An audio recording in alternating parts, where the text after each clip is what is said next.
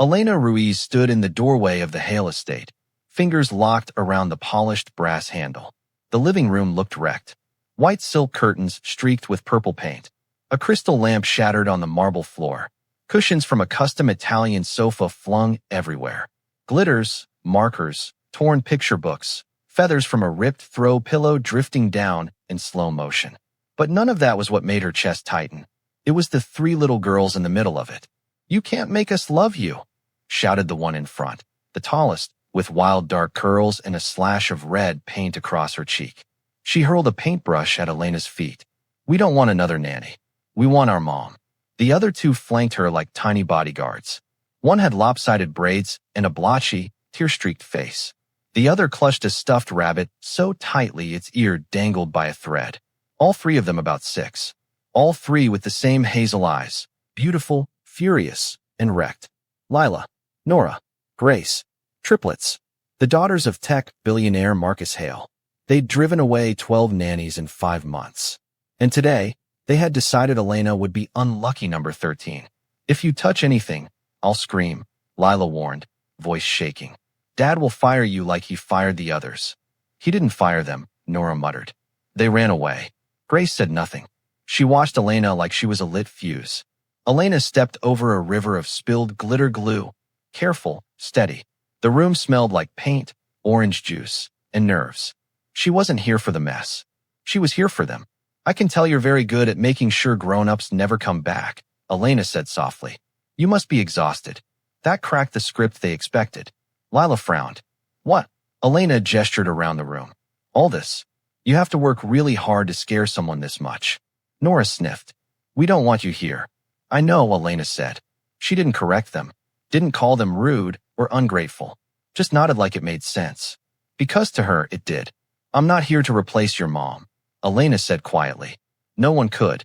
I'm here because I know what it feels like when your whole world breaks and you stop trusting anyone not to break it again." The girls stilled. They'd heard adults say, "I'm sorry for your loss," in careful, controlled voices. No one had ever called it their world breaking. If you've ever felt like your world snapped in half and no one really saw it, you're not alone. Hit like if you know that feeling, this story is for you. "You don't know anything about us," Lila muttered. "You're right," Elena said. She crouched slowly until she was at their eye level.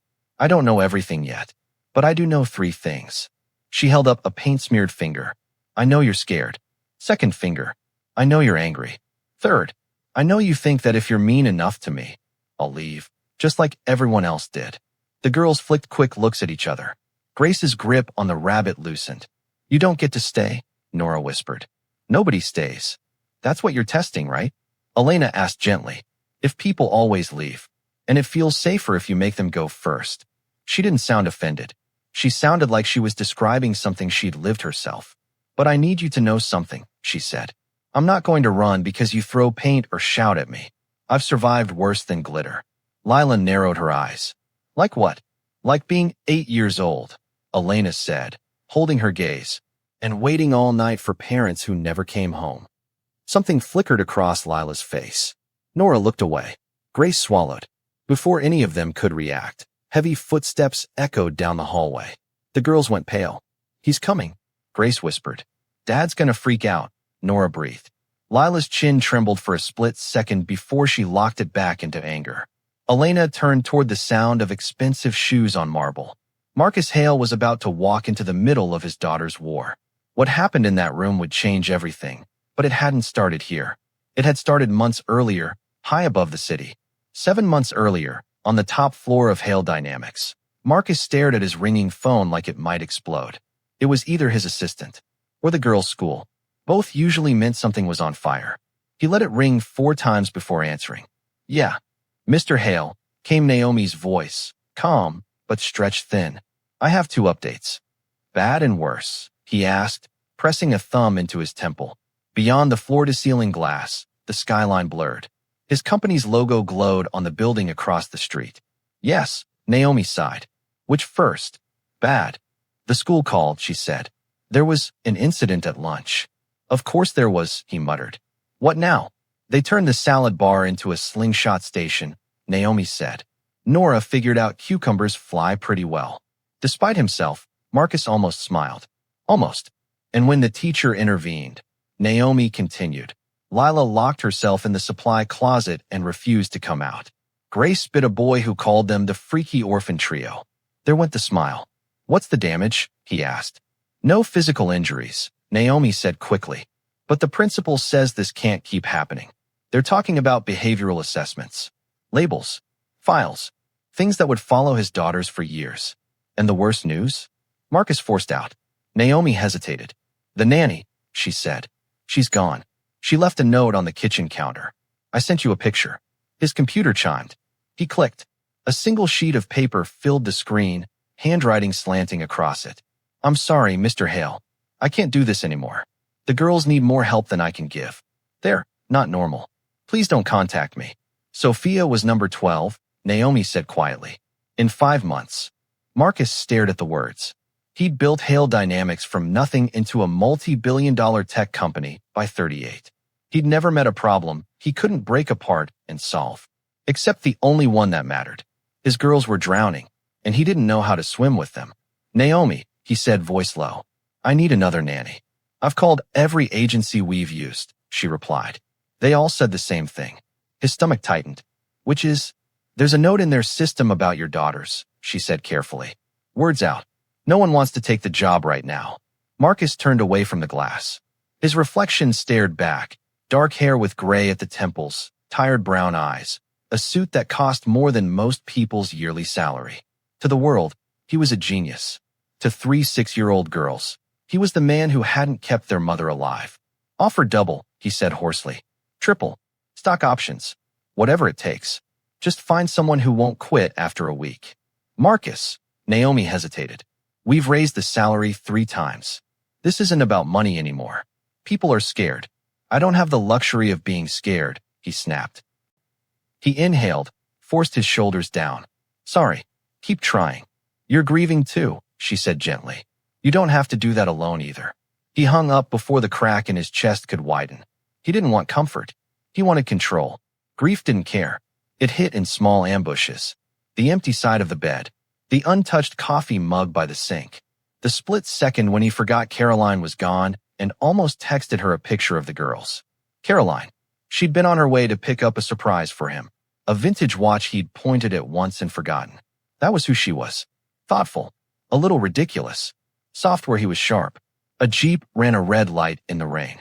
One phone call later, his daughters didn't have a mother, and he had no idea how to be anything but a working machine.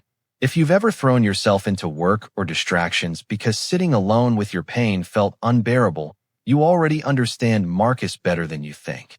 If that hits something in you, subscribe.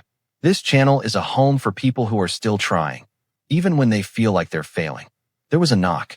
Come in, he said. Naomi stepped in, tablet in hand. I found something. Not through an agency. An independent profile. His eyebrow lifted. Independent. Freelance nanny, Naomi said. Different background. No ultra-wealthy employers. But I think you should read this. She handed him the tablet. The application was short. No glossy bullet points. No name-dropping rich families. My name is Elena Ruiz. I've worked with children for 9 years. I don't have a degree in child psychology. What I have is experience with kids who are grieving and scared. I know how they push people away to protect themselves, because I did the same thing once. Marcus kept reading. I grew up in group homes after my mom overdosed when I was 9. I learned early that adults leave. I also learned the kids who act the worst usually hurt the most. If your daughters are breaking things, they're trying to say something no one has had the patience to hear yet. I'm not afraid of anger. I'm afraid of children who've given up on being heard. His throat tightened.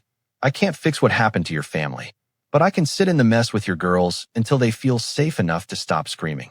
If you're looking for someone to control them, I'm not your nanny. If you're looking for someone to understand them, I'd like to meet you. 3 references followed. Modest jobs. Ordinary addresses. A teacher wrote that Elena volunteered at a youth center until the kids stopped expecting every adult to leave. A single mom said Elena had walked my son back from the edge. She doesn't tick the usual boxes, Naomi said. But when I read her letter, I thought of Lila barricading herself in closets. Nora starting fights. Grace going quiet and watching everything. Marcus stared at the screen. Set up a meeting, he said. Tomorrow? The house. Naomi asked. 9 a.m., he said. Before the girls are home. I want to see if she still wants the job after she hears everything. Rain tapped at the tiny apartment window. Elena sat at her wobbly table, staring at the email glowing on her cracked laptop. Mr. Hale would like to meet you regarding the nanny position. Are you available tomorrow at 9 a.m. at his residence in Harborcrest? Her phone lit up with a reminder. Rent due Friday. No more extensions. She swallowed. 2 months without steady work. The last family she'd worked for had moved overseas. They'd offered to take her, but she hadn't been able to uproot their already struggling teenager just to keep her job. She'd told herself she'd find something else fast. She hadn't. Most families wanted easy kids and polished nannies. Elena's specialty was neither. If you've ever felt like your past makes people see you as less qualified, no matter how hard you work, you understand Elena. If you're already rooting for her, hit like so this story finds more people like you. She closed her eyes briefly, remembering the headline she'd seen months ago. Tragedy strikes tech titan. Caroline Hale killed in crash, triplet daughters left behind. 3 little girls. 1 rich man. A house full of grief. She remembered a police officer tucking a blanket around 9-year-old her and saying, "There's no one to call, sweetheart. We'll find you a place." She'd promised herself that night that if she ever had a chance to make a hurting kid feel less alone, she'd take it.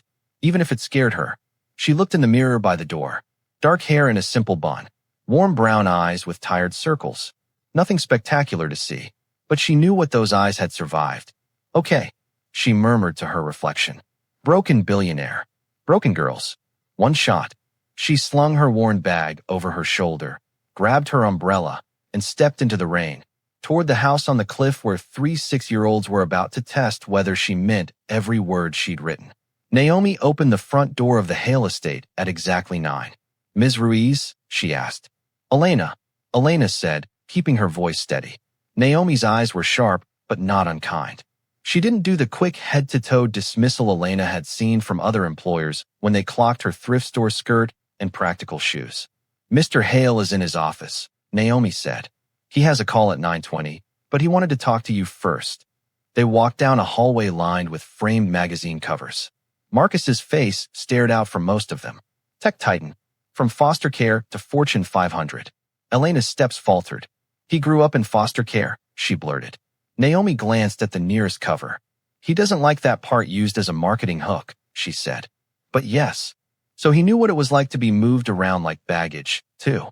Naomi tapped on a door and opened it at his come in. Marcus stood, tie loosened, jaw shadowed with stubble. The office actually looked used, not a staged set. "Elena," he said, holding out a hand. "Thank you for coming. Thanks for not ghosting my email," she said before she could stop herself. Naomi's mouth twitched. Marcus's did too, briefly. They sat. "I'll be direct," he said. "My daughters are difficult right now." "Grieving," Elena said quietly. His gaze sharpened. "Yes, and angry, and determined to drive away anyone who isn't me." He told her more than most employers ever did. The cafeteria incident. The time Lila had screamed, "Don't touch that. You're not her," at a nanny who tried to move a photo frame. How Nora had kicked a hole in the drywall after a classmate called them cursed. How Grace sometimes sat perfectly still for hours, staring at the door like she was waiting for someone who was late. When Caroline died, Marcus said, voice rough on her name, something broke in them. "I thought, if I just worked more, earned more, I could secure their future. Turns out future doesn't tuck them in at night." He gave a dry, humorless laugh and rubbed his face. "I'm not sure why I'm telling you all this. Every other nanny just wanted the schedule and the salary. If this is too much," he added, "say so. I won't be offended." "It's not too much," Elena said. "It's honest." He studied her. "I read your application," he said. "You were very honest too." "If I was going to pretend my life was polished," she said, "I'd have started by lying about my zip code." That pulled a real smile out of him. "You said you grew up in care," he said. "So did I. I know what it's like to feel like luggage instead of a person." Elena nodded. "Then you know your daughters aren't trying to be difficult," she said softly. "They're trying to survive. They're testing people to see who leaves. And every time someone does, it proves their theory that love doesn't stay." "You think you can interrupt that?" he asked. "I think I can sit with them long enough that they start to question it," she replied. "I won't punish them for grieving loud." He leaned back, watching her. What if they hate you, he asked. They will, she said. At first. What if they make you miserable? They can try, she said. I don't scare easy. He held her gaze for a long beat. When can you start? He asked. Tomorrow, she said. If you're sure. I'm not sure about much lately, he admitted. But I know doing what we've been doing isn't working. If you've ever wished someone would walk into your chaos and say, I'm not scared of this, you know exactly why this moment matters. If that hits you in the chest, subscribe. You belong with stories like this. The next morning, Elena arrived at 7 with a thermos of coffee and a tin wrapped in a towel. Good morning, she told Naomi. Naomi sniffed. Is that cinnamon? Cinnamon orange rolls, Elena said. My mom used to make them on bad days. I figured Marcus might be having one of those. Or 6 months of them. Naomi huffed. You're not wrong. Marcus met her in the foyer, barefoot in a t-shirt and sweats, looking like sleep had given up. I brought a peace offering, Elena said, holding out the thermos and tin. Caffeine and sugar. Not original, but usually effective. He let out a quiet laugh. Thank you. The girls are contained. For now. In the playroom. I'm ready, Elena said. Are you, he asked. Her stomach flipped. No, she said honestly. But I'm here anyway. At 7:30, the house woke up. Running feet. Shouts. A crash. They're up, Marcus said grimly. Elena followed the noise. She reached the playroom doorway and stopped. Feathers. Paint. Glass. 3 girls in the center, armed with rage and heartbreak. This time she didn't freeze. She set the thermos on a small side table that had somehow survived. Placed the tin beside it. Turned fully toward the girls, movements slow and easy.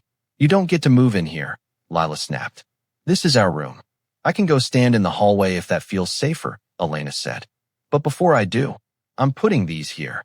She opened the tin. Warm cinnamon and orange drifted through the room. Emergency rolls. For heavy days.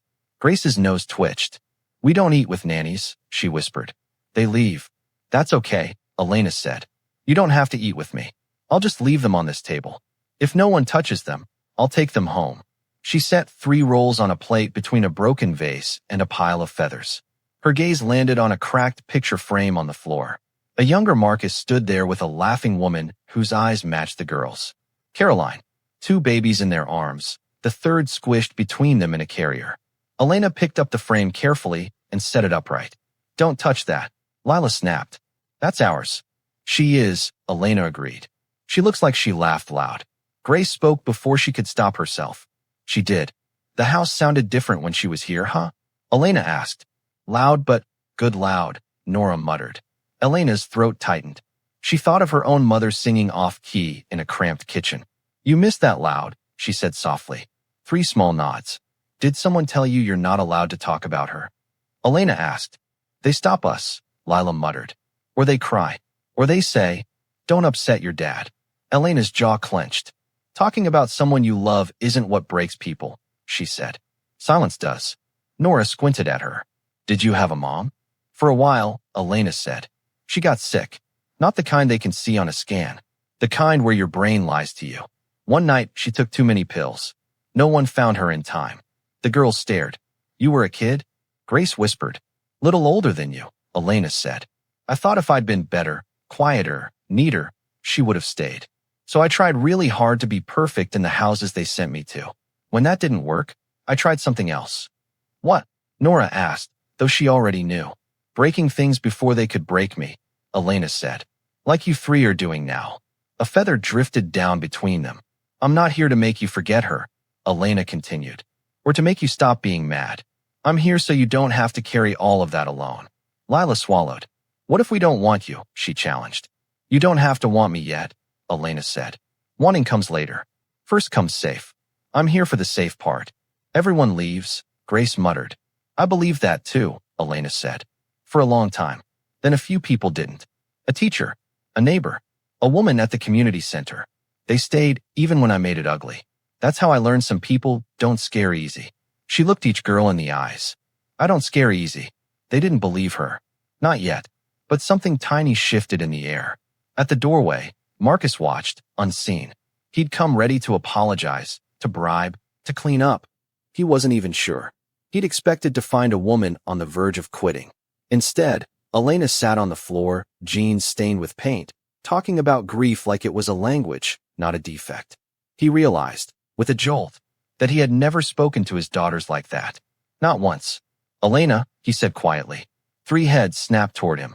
Daddy, Grace squeaked. We didn't mean to. We did, Lila cut in. We did it on purpose. Nora lifted her chin, braced for yelling. Marcus stepped into the room, taking in the paint, the glass, the feathers. He inhaled once. Exhaled. Is anyone hurt? He asked. The girls blinked. You're not mad, Nora whispered. Oh, I'm mad, he said honestly. This couch cost more than my first car. Nora flinched. But I'm more concerned about whether there's glass in anyone's feet, he added, glancing at Elena. I'm intact, she said. Your couch, not so much. A corner of his mouth twitched. You're not firing her, Lila demanded. Marcus looked at his daughters, their rigid shoulders, wide eyes. Not for this, he said. No. Grace glanced back at Elena, suspicion and fragile hope fighting in her face. Will you be here after lunch? She asked. Elena smiled. I'm planning to be here after a lot of lunches. If you've ever silently begged someone not to leave, you know exactly what that tiny question felt like. If you want to see where this goes, hit subscribe so you don't lose this story halfway. By midday, the living room looked less like a battlefield and more like a repair shop. Elena didn't turn cleaning into punishment. She turned it into proof. Anger is allowed, she told them. Breaking everything around you? Understandable. Learning how to put things back together tells your heart we're still here. We can fix some of this. Nora taped the photo frame's cracked corners, careful not to touch the glass more than she had to.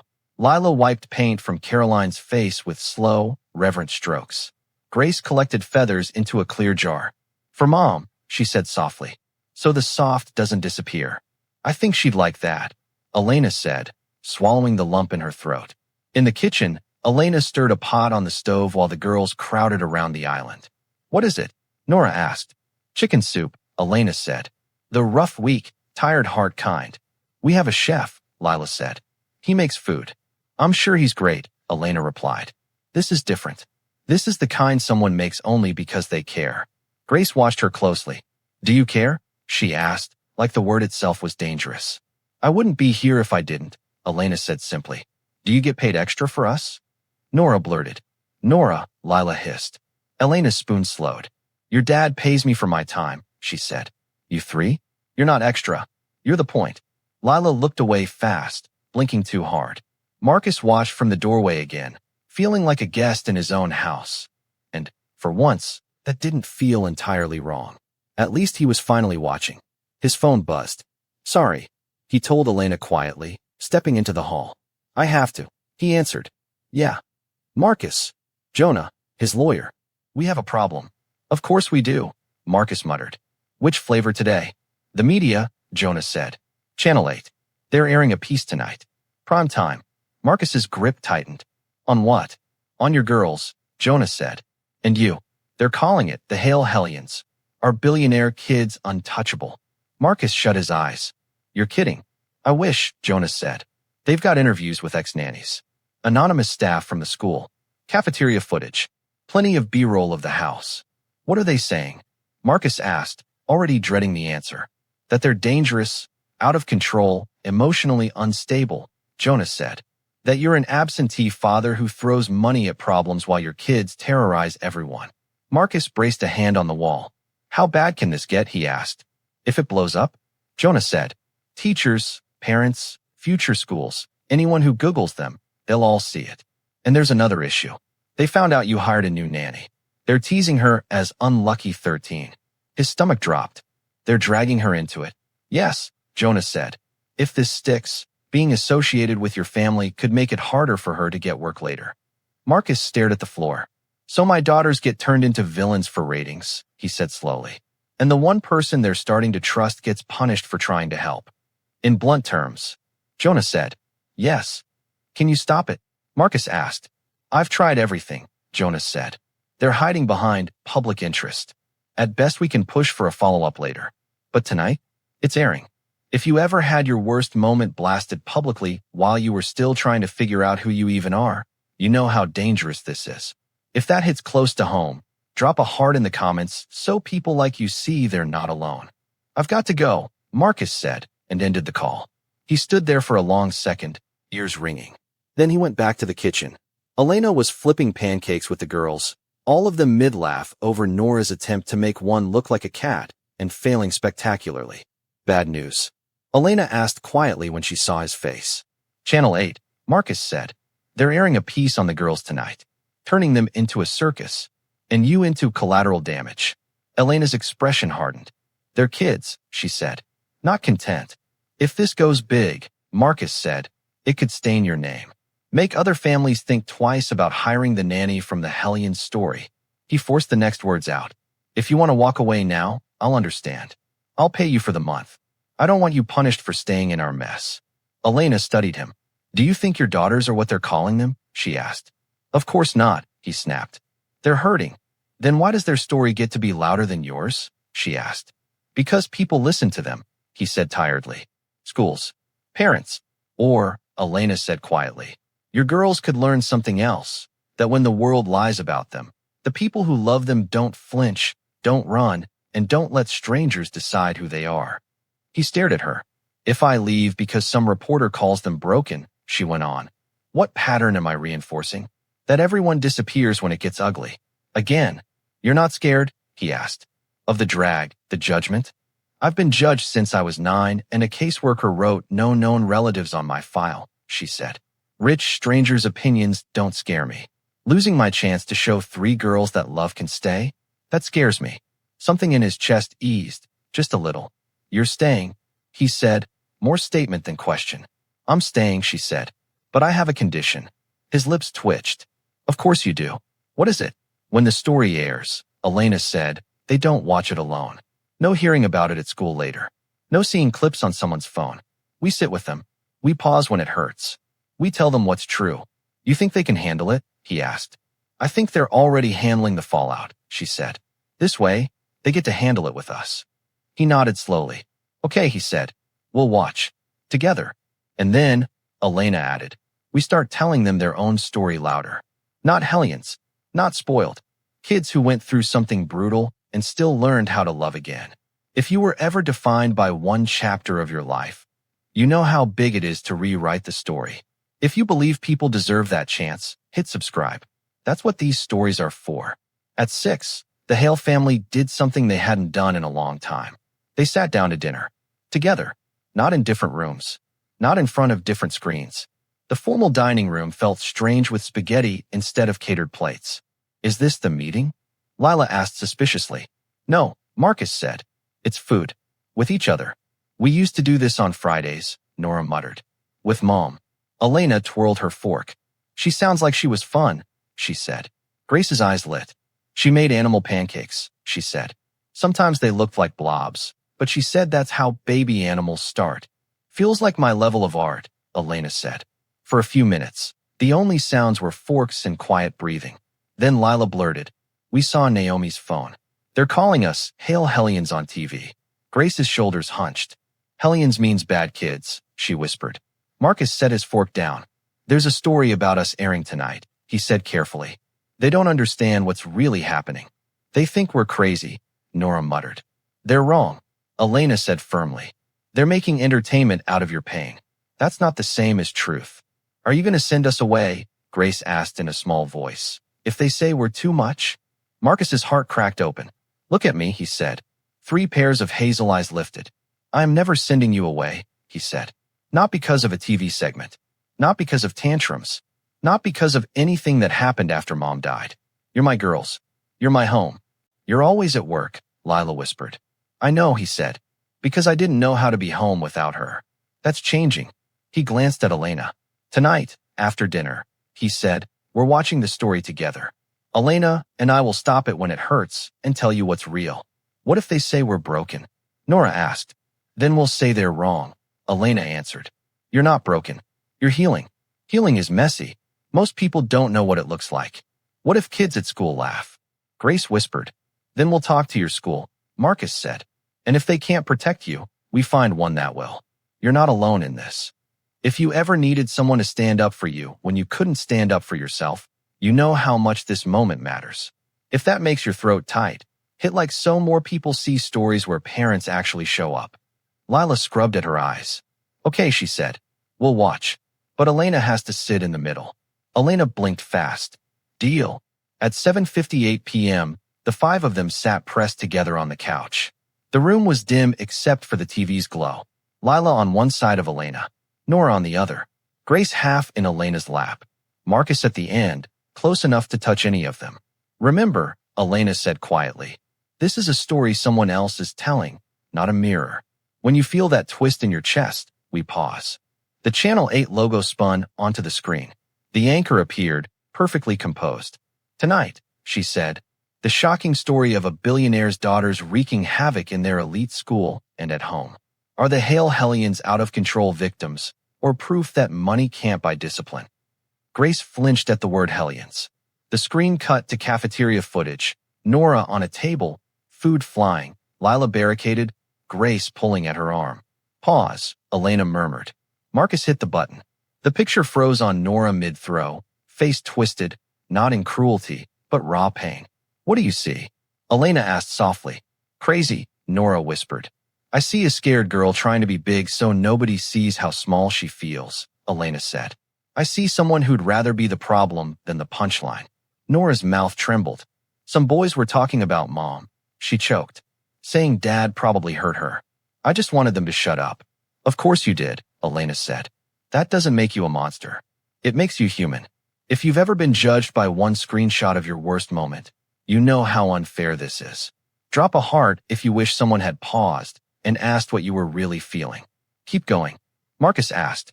3 tiny nods. They watched ex-nannies and Shadow talk about nightmare children and lost causes.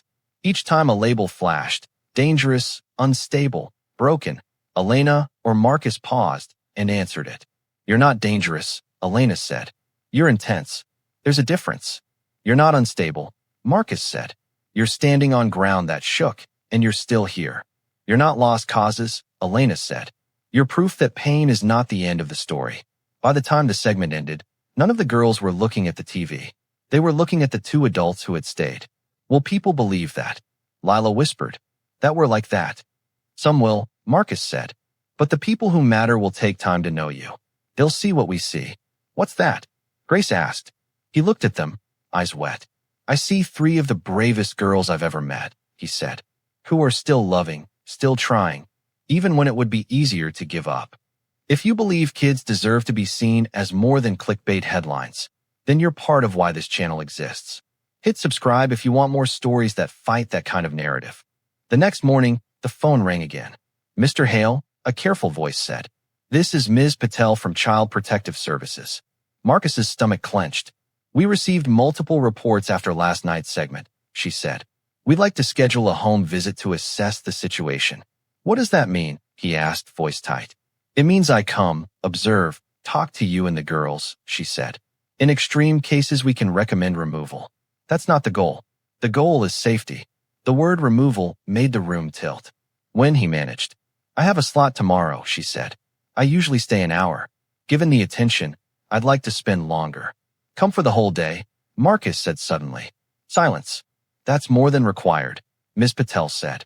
If you're going to decide what's best for my daughters, he said, you're going to see all of us.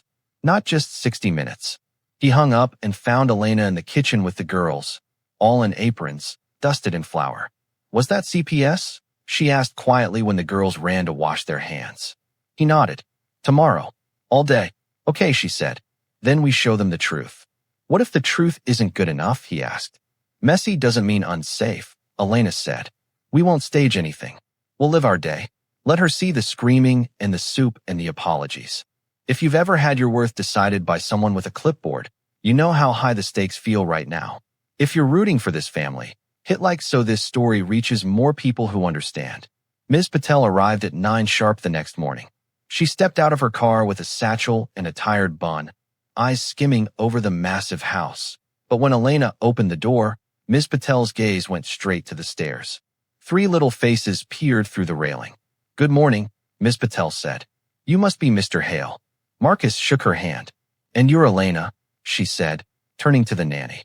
Yes, Elena said. Then Ms. Patel looked at the girls. You must be Lila, Nora, and Grace. How'd you know which is which? Nora blurted. I did my homework, Miss Patel said. May I come in? She stepped into the entryway and addressed the girls first. Some adults saw a TV story about you and got worried, she said. When that happens, they call my office. My job is to make sure kids are safe in their bodies and in their feelings. The girls traded looks. Do you feel safe here? Miss Patel asked. Grace surprised everyone by answering first. Yes, she said. We're just sad a lot. That's different from unsafe, Miss Patel said kindly. Thank you for telling me. She spent the day watching. Breakfast, pancakes with flour everywhere. Lila measuring, tongue sticking out. Nora cracking eggs too hard, then giggling when yolk exploded. Grace thinking about animal pancakes and whispering. Mom made blobs and called them bears. Elena didn't shut the memories down. She said, tell me about her bears. Ms. Patel wrote mentally, grief aloud, not avoided. She saw Lila's mad pillow and heard Elena say calmly, if you have to hit something, hit this. Not yourself, not other people. She watched Nora almost explode when Grace grabbed a purple crayon, then pause, squeeze the pillow twice, and say, can I use it after you? She heard Grace admit in a quiet one-on-one, sometimes I don't cry so I don't make more work for Dad. And Elena kneel, eye level, and say, your tears are not work. They're love that doesn't know where to go yet. At lunch, Ms. Patel sat with Marcus and Elena. I won't pretend the segment didn't alarm me, she said. From the outside, it looked chaotic. It is chaotic, Marcus said. Just not like that. I agree, Ms. Patel said. I see 3 kids in real grief. A father who made mistakes but is showing up. And a caregiver who understands trauma better than many people with letters after their name. Elena blinked. I will recommend therapy, Ms. Patel continued. For all of you. And school support. But I'll also write this. Removal would be harmful. Primary attachments are strong. Nanny is a protective factor. Family is engaged in healing. Marcus's shoulders sagged. Thank you, he said, voice rough. Don't thank me, she said. Your daughters did the hard work. They let me see them. If you've ever needed just one adult to write one good sentence about you in an official file, you know how big this is. If that makes your chest ache, hit like. There are more stories coming for people like you. 6 months later, the outside of the Hale estate looked the same. Inside, it didn't. There were still slammed doors, still fights, still tears. But there was also more laughter than screaming, more apologies than broken objects, more I feel than you always. Marcus cut his late nights down. When Lila stood in the doorway one evening and said, you promised 3 work nights, this is 4. He checked the calendar and stayed home. Therapy became normal. The girls saw Dr. Isa on Wednesdays. At first, they hated it. Why do we have to tell a stranger about Mom? Grace grumbled. Because she can hold some of the heavy so it doesn't crush your chest, Elena said. And you get to say no to any question you don't like. By month 3, that lady became Dr. Isa, who helped Nora name feelings other than mad, helped Lila realize she wasn't responsible for everyone's mood, and helped Grace understand that quiet didn't mean invisible. Marcus went Mondays. He resisted. I don't have time for this, he told Elena. You don't have time not to, she replied. You want them to believe asking for help is okay? Show them. By the 5th session, he sat across from a stranger, said Caroline's name out loud, and cried harder than he had at the funeral. If you grew up believing men were supposed to be strong, instead of be honest, you know how huge this is. If you want to see more men allowed to feel like this, subscribe. We're going to keep showing it. A year passed. The girls switched schools, with Ms. Patel's report in their file before the old news clip. Their new counselor greeted them with, what helps you on bad days? Instead of, are you going to cause trouble? Lila joined a robotics club and tried to build a machine that hugged people who looked sad. Nora took karate and discovered hitting pads with rules felt better than smashing things at home. Grace filled sketchbooks with storms turning into constellations. At home, life still wasn't perfect. There were nights all 3 crawled into Marcus's bed after nightmares. Mornings when Nora slammed a door just to feel it shake. Afternoons when Grace went quiet and needed Elena to sit beside her in silence until her shoulders dropped. But now, there were tools. There were words. There were 2 adults who didn't vanish. 3 years after Elena walked into that feather-covered war zone, Marcus found her in the garden at dusk. The ocean breathed below the cliff. The sky was streaked pink and gold. You remember your first day? He asked, sitting beside her. I remember thinking your couch had lived a good life, she said. He laughed. His laugh didn't sound rusty anymore. You ever regret it? He asked. Choosing us. You could have taken an easier family. I'm tired, she said honestly. I own too much stain remover. I cry at commercials now. But no, I don't regret it. He exhaled. Good, he said. Because I have a question. He moved off the bench and dropped to one knee on the grass. Elena, she breathed. When Caroline died, I thought the best part of my story ended in that hospital waiting room, he said quietly. Then you walked in with cinnamon rolls and paint on your clothes and showed me there was another kind of love. Not instead of her. Alongside what she gave us. Tears filled her eyes. You didn't just help my daughters learn to breathe again, he went on. You helped me breathe.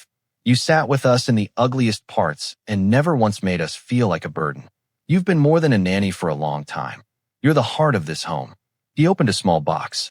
Elena Ruiz, he said. Will you marry me? Will you let this be your family on paper as much as it already is in reality? She laughed through tears. Marcus, you know my file, she said. You know my background. I'm not exactly. You are exactly who I want, he cut in. Not in spite of your past. Because of who you became through it. Yes, she said, voice shaking. Of course yes. Did you think I was baking for you this long, just for the salary? He laughed, choked and free.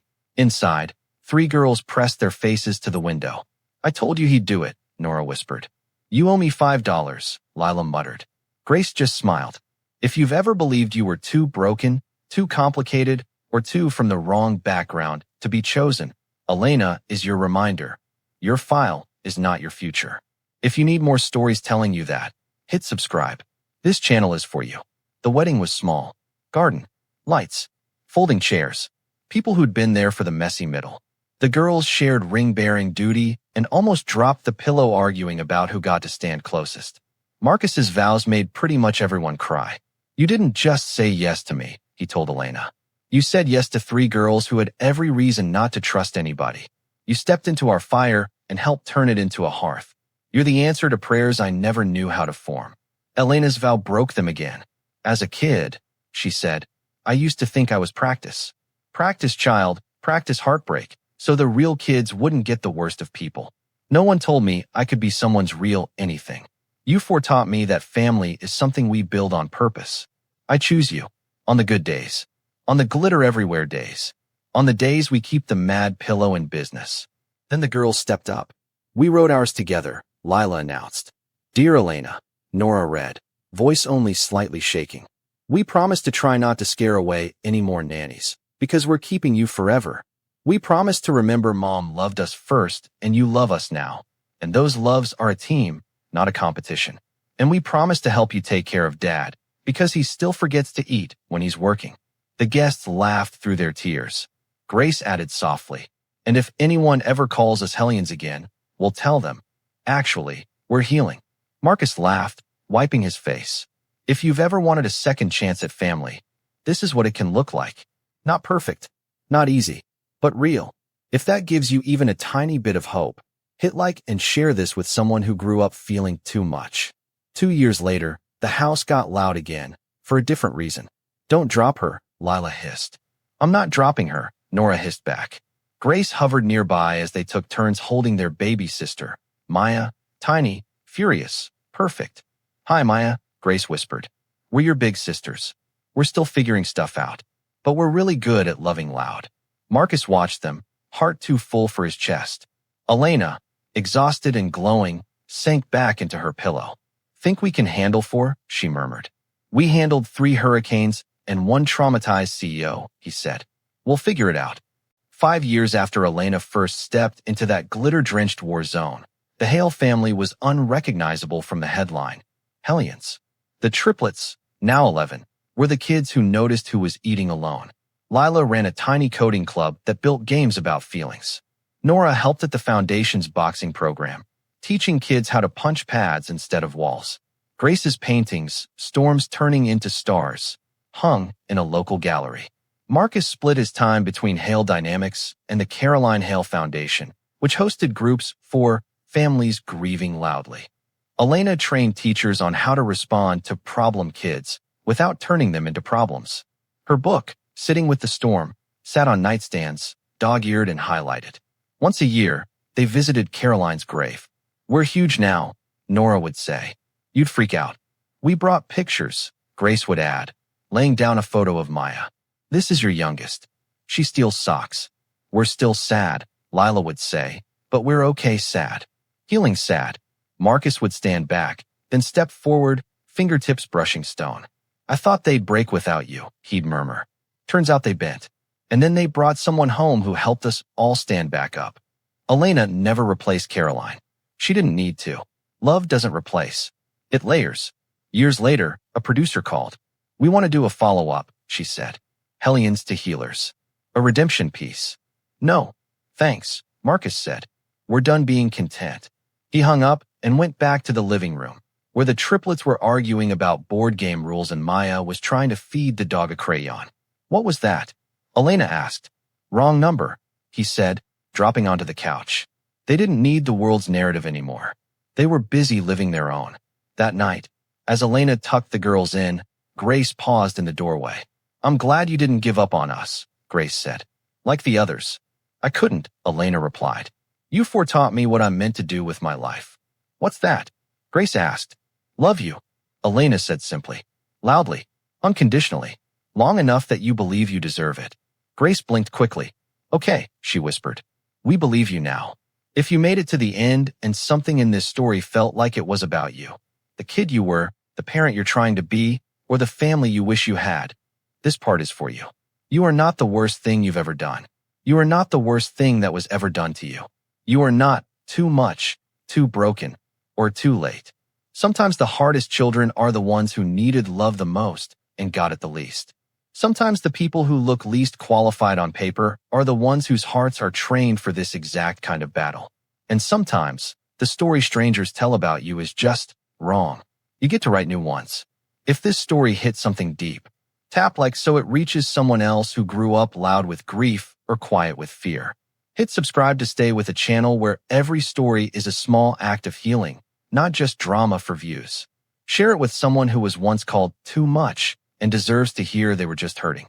There are more families like the Hales out there, and more Elenas. You might be one of them.